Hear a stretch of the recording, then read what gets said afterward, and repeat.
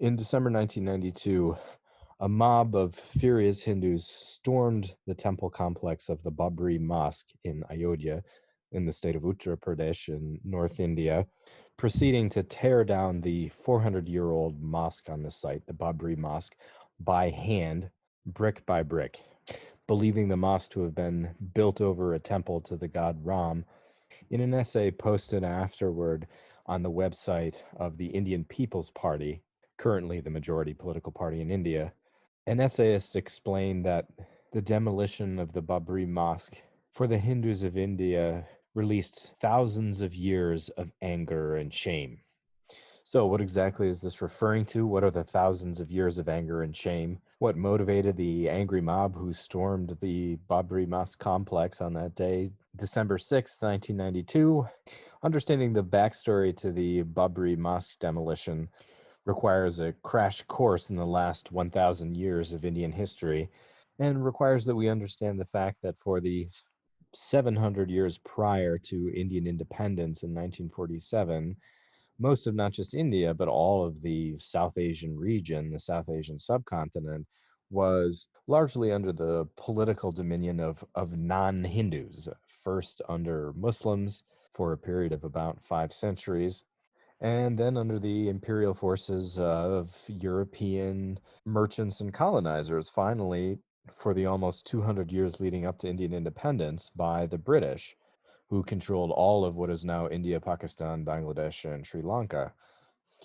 Understanding the history of the last millennium of India does, however, give us a kind of skeleton key into understanding contemporary 21st century Indian Hindu nationalist discourse, which largely revolves around a call to restore India as a nation for Hindus, India for Hindus.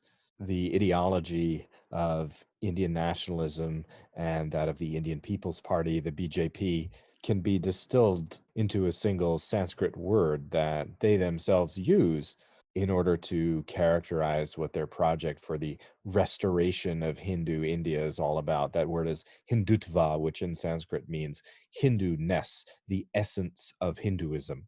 And underlying this notion of Hindutva or Hindu-ness is an idea that the core of Hinduism, Vedic Hinduism, as they say, is really a single set of principles and beliefs that go all the way back to the Vedas, that were once purely practiced and led to the great prosperity of the Hindu kings of antiquity, but which were tarnished and corrupted under centuries of foreign influence and now have to be restored.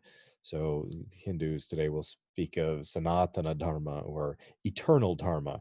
And the entire project of Hindu nationalism or Hindutva is, in essence, a kind of fundamentalist vision of Hinduism. So fundamentalists are those who believe that you have to go back to the fundamentals of whatever your religion is. So for Christians, it's back to the Bible. For Islam, it's back to the Quran. There are Buddhist and Hindu fundamentalists too, and Hindutva is really a kind of fundamentalism in this sense, back to the Vedas, back to Sanatana Dharma. And so underwriting quotations like this one is always a restorationist sort of message. We have to go back, we have to go way back to the Vedas and restore that. And this is the key to making India prosperous again. So just a very brief overview of Islam in India. Islam, of course, is a 7th century religion from Saudi Arabia, which is an extension of the prophetic monotheistic religions of the Middle East, Judaism and Christianity.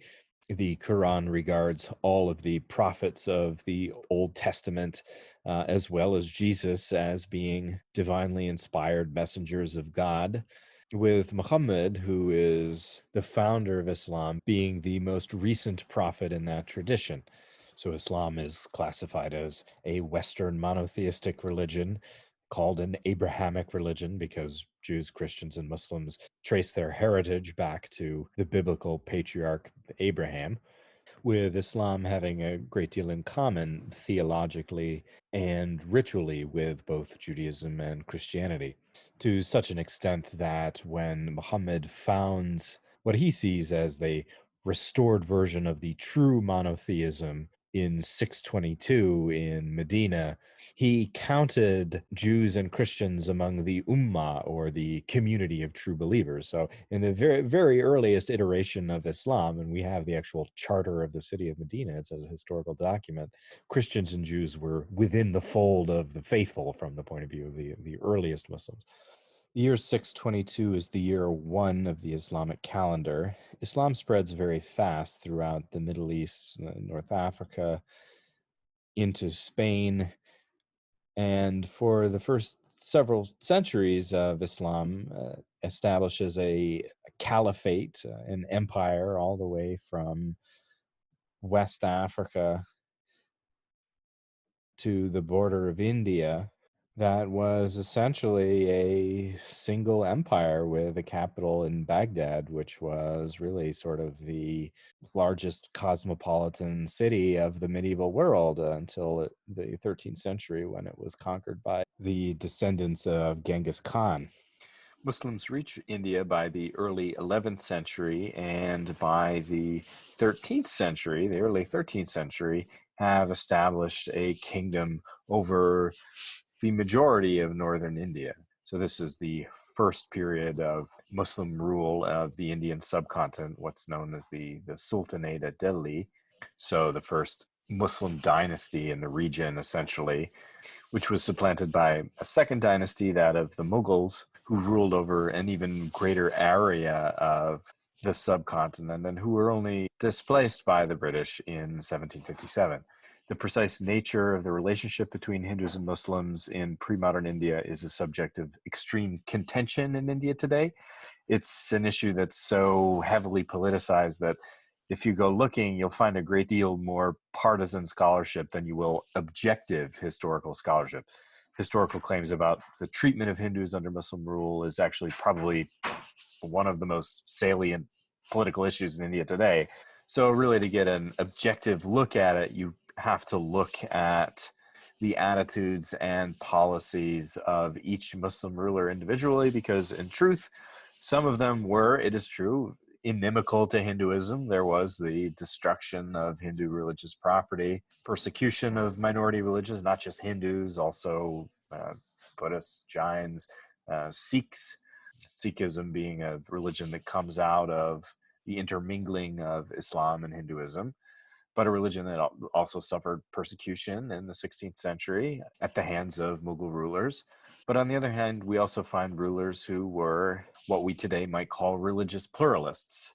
Muslim rulers who were religiously tolerant, who, like the Mughal ruler Akbar the Great, were religious universalists and religious seekers themselves. So Akbar the Great would go in disguise into his bazaar of his capital city of Fatehpur Sikri and talk to the Hindu mystics and the tantrics and the Buddhists, and in his lifetime the Jesuits, by way of the Portuguese, who had come to India. So Jesuit Catholics were also active, and he even invited them to his palace, and he would have these big salons where he would preside over these debates between the representatives of the different religions, with Akbar concluding finally that the wisdom of Vedanta is the wisdom of Sufism. So Vedanta means Hindu philosophy, Sufism is the mystical school of Islam, and with the religious universalist proclamation that all religions are equally true or equally illusory.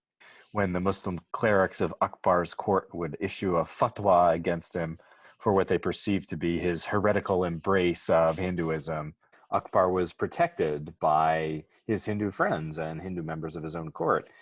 And it's also important to remember that ruling a country is, at the end of the day, a business. It's about making money, and the Mughals were the richest people on earth during their day.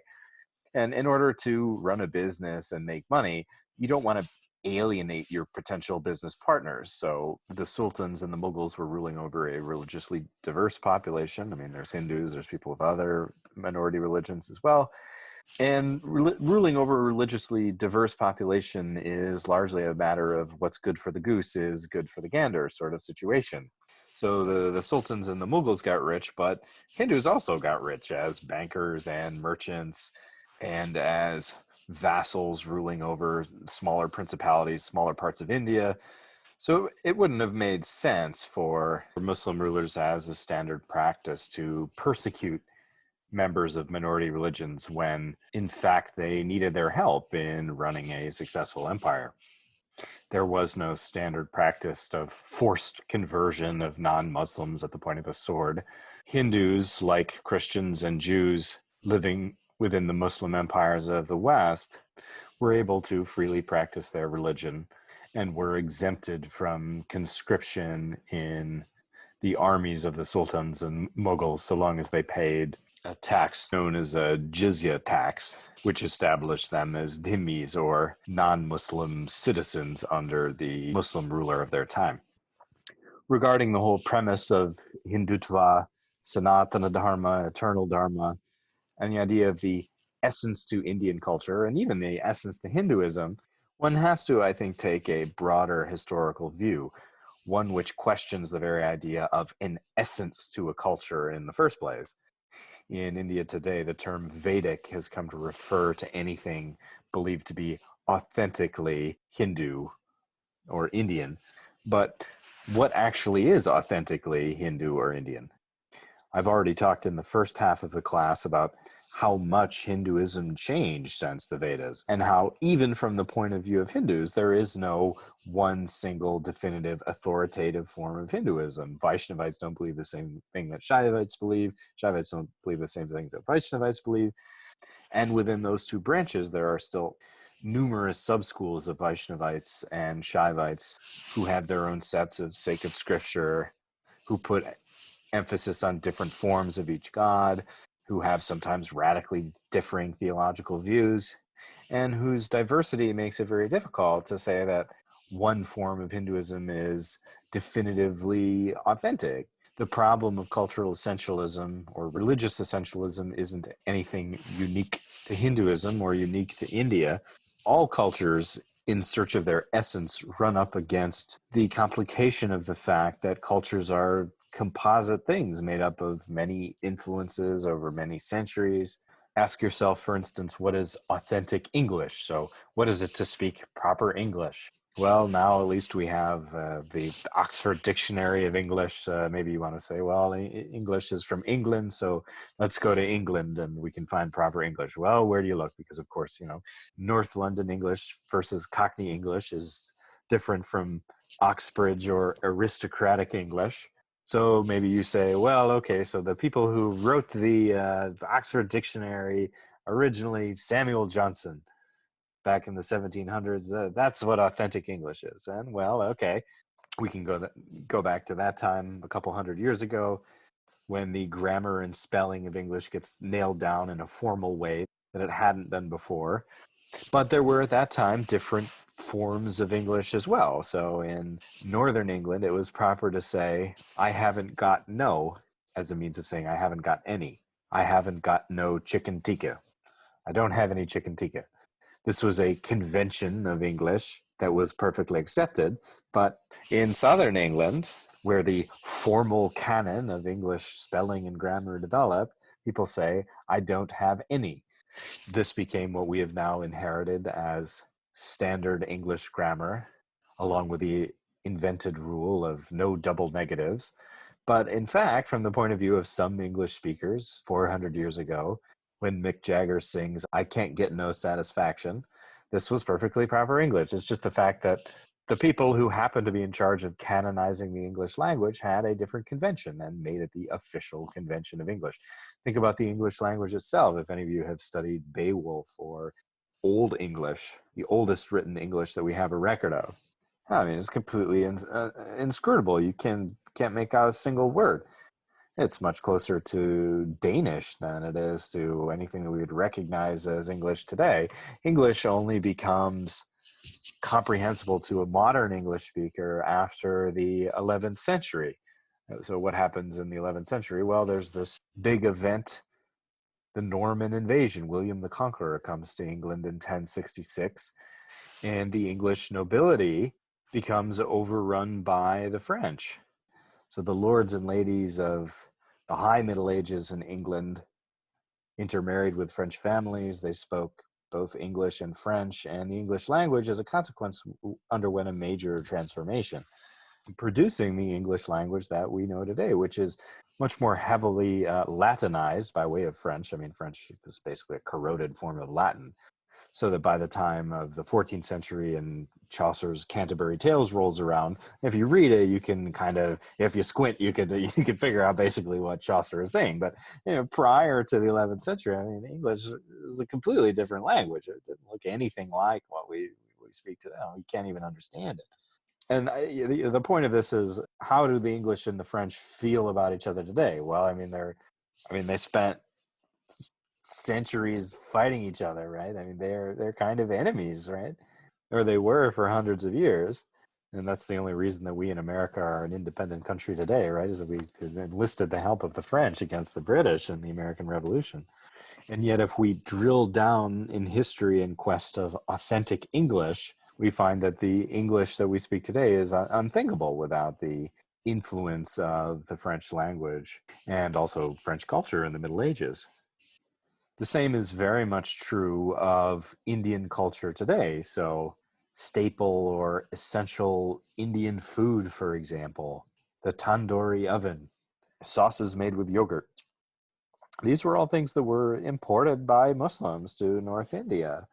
The same with classical Hindu music, which is very much an amalgam of native North Indian music and Persian instruments and styles, and even the Hindi language itself. So 300 years ago, everyone who spoke the vernacular language of this northern light blue part of India spoke a language called Hindustani, the language of the Hindustan region.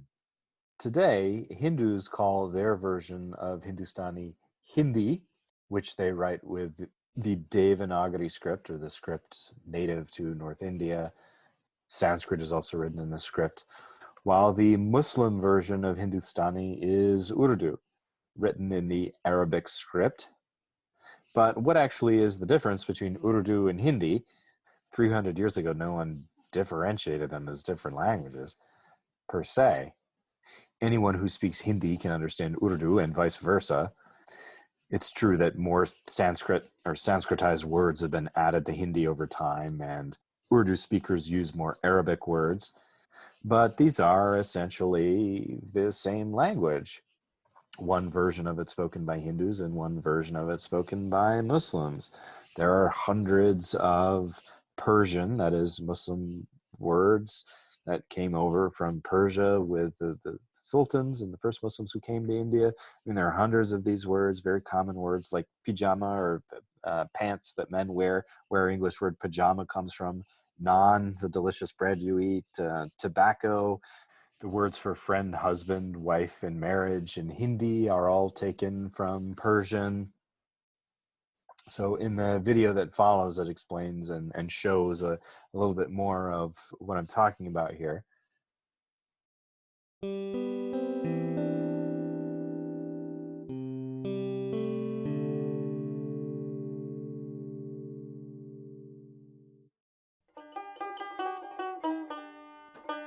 कुछ लोग कहते हैं कि हर देश की अपनी एक संस्कृति, एक कल्चर होता है, अपनी भाषा होती है।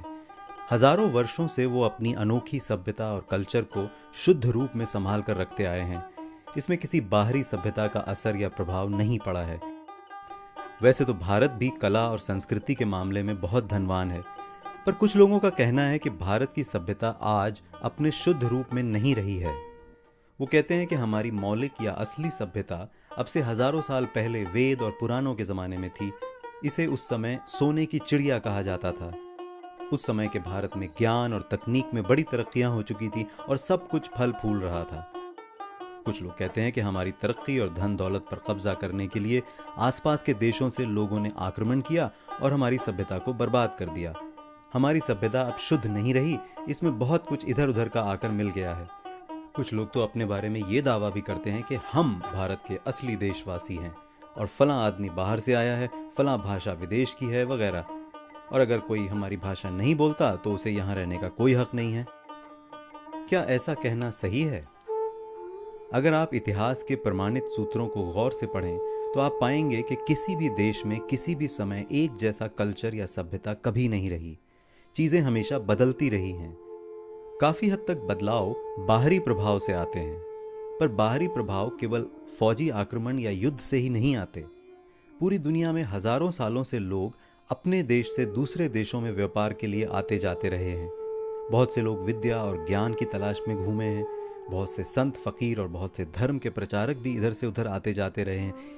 इन्हीं सब की वजह से सभ्यता का लेन देन और आदान प्रदान मुसलसल होता रहा है, बिल्कुल एक हाट या बाजार की तरह, जहां देश विदेश से रंग बिरंगी चीजें बिकने के लिए आती हैं और सभी को लुभाती हैं।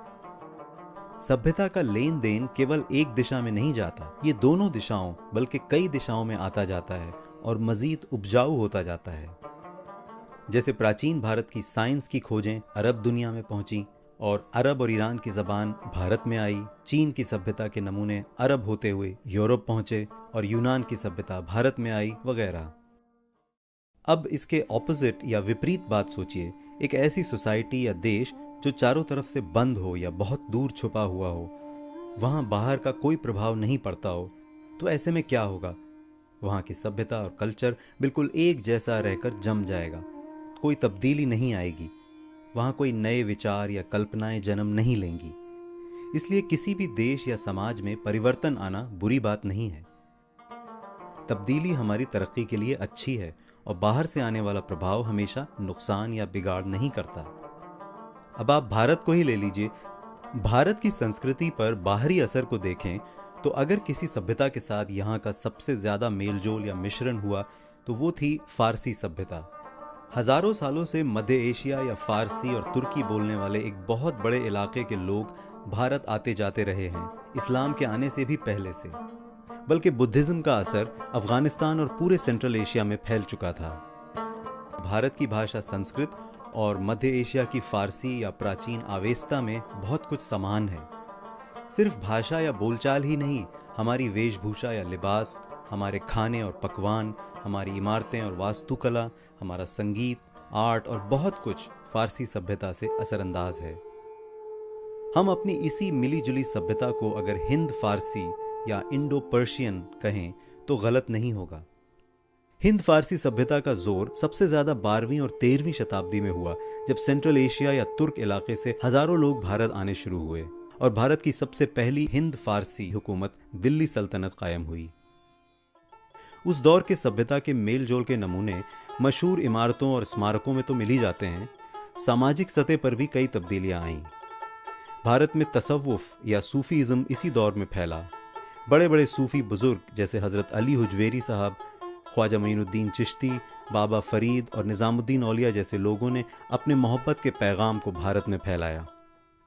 ज़बान और साहित्य में भी बड़े विद्वान पैदा हुए, जैसे दिल्ली के अमीर खुसरो, जिन्होंने फारसी और हिंदी में शायरी की और संगीत विद्या में भी कमाल दिखाए। आगे चलकर मुगल दौर में हिंद फारसी सभ्यता में और ज़्यादा तरक्की हुई। फारसी ज़बान लगभग 800 साल तक भारत की सरकारी भाषा रही, अंग्रेज़ों की हुकूमत तक भी। इन 800 सालों में फारसी के अनेक शायर और लेखक हुए, जिनकी खूबसूरत शायरी और अजीम ख्यालात भारत के महान साहित्य का हिस्सा हैं। कई हिंदुओं ने भी फारसी में शायरी लिखी है। और आज भी यानी 21वीं सदी में अगर आप उत्तरी भारत में रहते हैं तो अपने चारों तरफ नजर डालिए, आपकी रोजमर्रा जिंदगी में हजारों ऐसी चीजें नजर आएंगी जो इंडो पर्शियन कल्चर की जीती जागती मिसालें हैं। ये उर्दू या हिंदुस्तानी जबान जो हम बोलते हैं और शायरी करने में इस्तेमाल करते हैं, ये कुर्ता और शलवार जो हम पहनते हैं, ये तंदूरी पकवान जो हम मज़े से खाते हैं, ये मेहराब की शक्ल की खिड़कियाँ, दरवाजे और गुंबद जो हम अपनी इमारतों में लगाते हैं, ये सितार और ख्याल जो हम अपने संगीत में गाते बजाते हैं, ये सब हिंद फारसी सभ्यता के नमूने हैं जो आज तक हमारी रोज़मर्रा ज़िंदगी को और मज़ेदार बनाते आए हैं। बल्कि आज के दौर में हिंद फारसी संस्कृति को जिंदा रखने और तरक्की देने में भारत का सिनेमा, टीवी और म्यूजिक इंडस्ट्री भी सबसे आगे रहा है। तो बताइए, क्या इस रंगारंग कल्चर को आप विदेशी या पराया कहेंगे? क्या इस विविध सभ्यता के बिना भारत की कल्पना की जा सकती है? So, to recap and bring us up to the present day, the English, Great Britain, essentially take control of India in 1757. First, the British managed India through their mercantile corporation, the British East India Company, and then in 1858, they officially assume India under the British crown. So the Queen of England, Queen Victoria, becomes the Queen of India, what they call the British Raj. After World War II, for numerous reasons, including the bankruptcy of Great Britain, resistance movements throughout their empire, England is forced to divest of its colonial properties all throughout the world. So England 70 years ago still managed colonies in the Americas, throughout Africa, throughout Asia, India being the largest and most populous of all of these. What was called India then, what was the Principality of India under the British Raj, is what is today India, Bangladesh, Pakistan, Sri Lanka, with all of what is now India, Pakistan, and Sri Lanka scheduled for official independence from Great Britain in August of 1947. In the lead up to this, Indians themselves, the Indian Congress, was asked to decide if they wanted to become independent as a single nation or if they wanted to partition into two nations, one designated as a majority Muslim state and the other, India, as a state which would be majority Hindus. And Hindus and Muslims were more spread out or more intermingled throughout the British Raj than they are today. So the act of partition involved Muslims in what is now India emigrating to what is now Pakistan and Bangladesh, and vice versa, Hindus in what is now Pakistan and Bangladesh emigrating back to India. So the vote was to partition or to split the British Raj into separate countries. And while Pakistan became almost 100% Muslim, India still retained a lot of Muslims. Still, a lot of Muslims live in India. Today, 200 million. That's a lot of people. 200 million Muslims still live in India today. Not everyone was happy about partition. Mahatma Gandhi thought that it was a great tragedy. He was himself a religious pluralist, a religious universalist who saw truth in all religions. Although he was born a Hindu, he really wanted Hindus and Muslims to be able to work out their differences and live together. But some, even after partition was decided, saw Gandhi's sympathy towards Muslims as disgraceful, anti-Indian, un-Hindu. Remember, Gandhi's a Hindu himself. And in 1948, so 1 year after independence and partition, Gandhi was actually assassinated by another Hindu, a Hindu nationalist who wanted India to be a land of Hindus, who said that Gandhi's conciliatory attitude towards Muslims made Hindus out to look weak. After he killed Gandhi, he said that he had rid the nation of debilitating nonviolence, by which he meant that Gandhi's nonviolent and religiously pluralist attitudes made Hindus look weak. The party that Gandhi supported was that of Jawaharlal Nehru, the first head of state of India, the Congress Party, which was the dominant political party in India from independence until the mid 1990s, at which time it was overtaken by the BJP, or the Indian People's Party. This is the party of the current Prime Minister of India, Narendra Modi. It is the ideological heir to the movement that inspired Nathuram Godse, Gandhi's assassin, and it is essentially an Indian for Hindus political movement.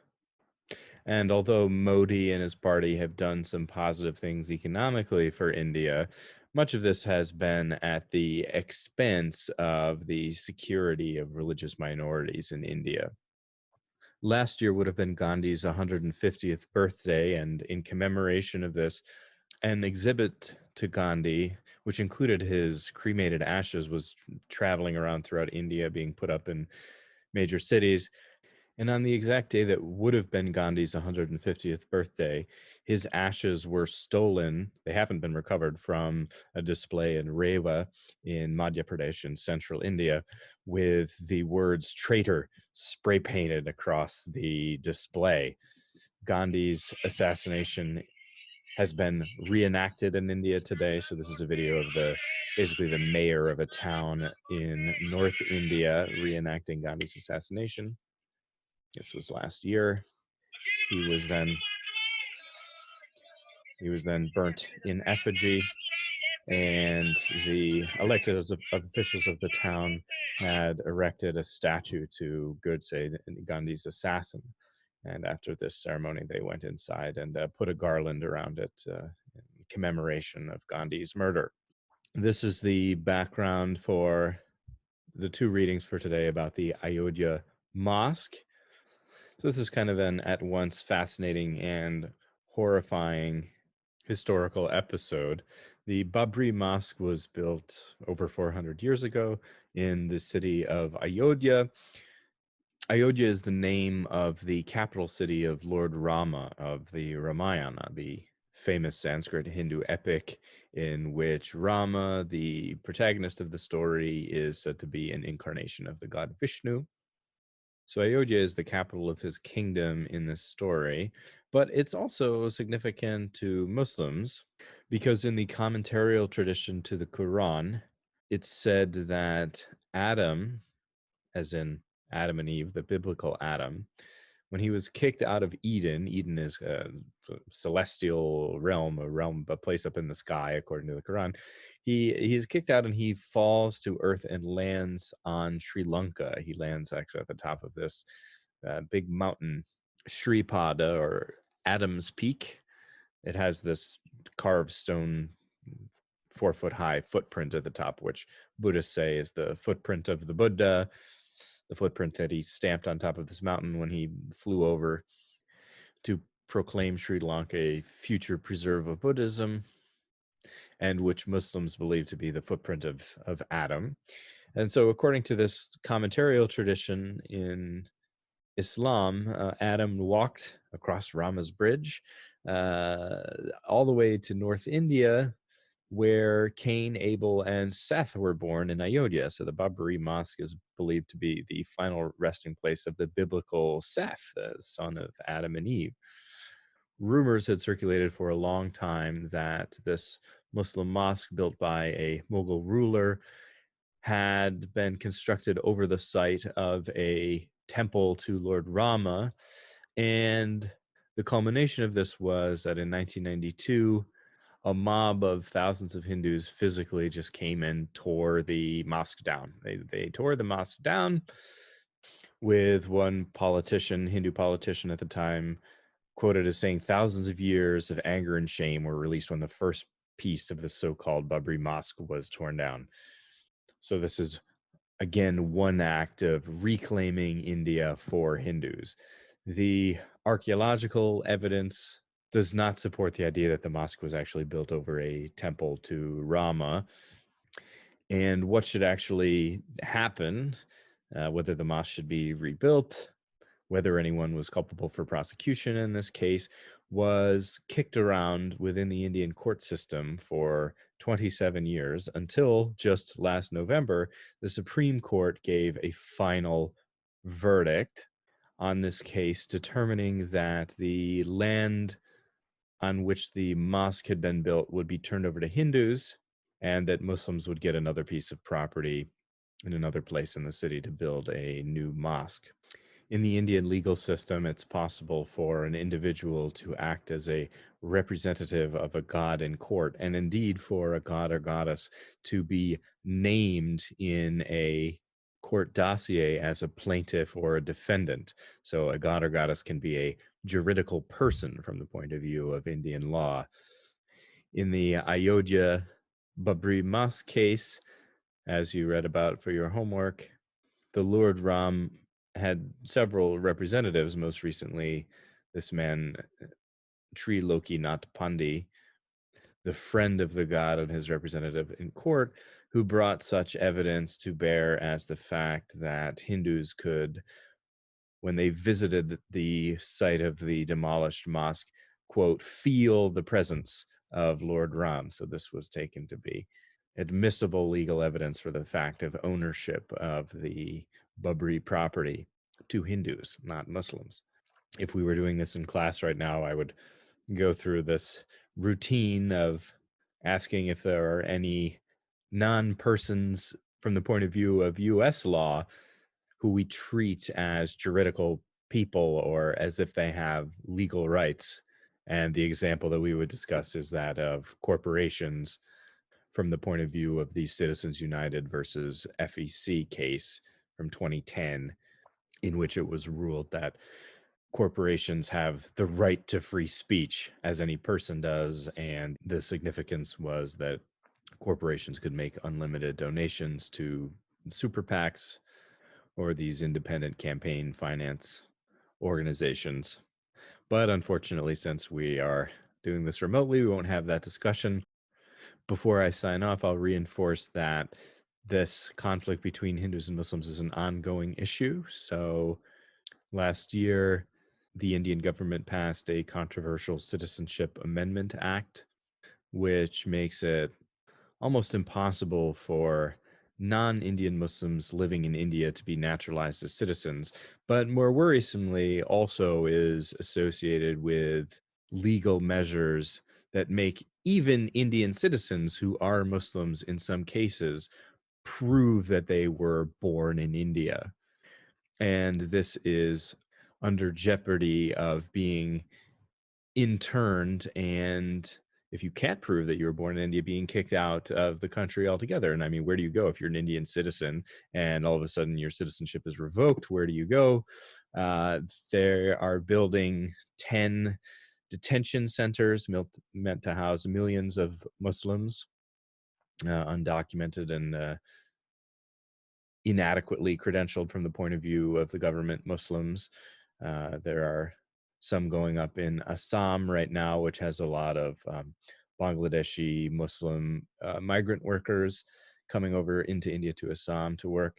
And obviously, anytime you start building detention centers for people, and it's not clear when they're going to be released, and a minority which has been historically persecuted by the government, you are getting into dangerous territory.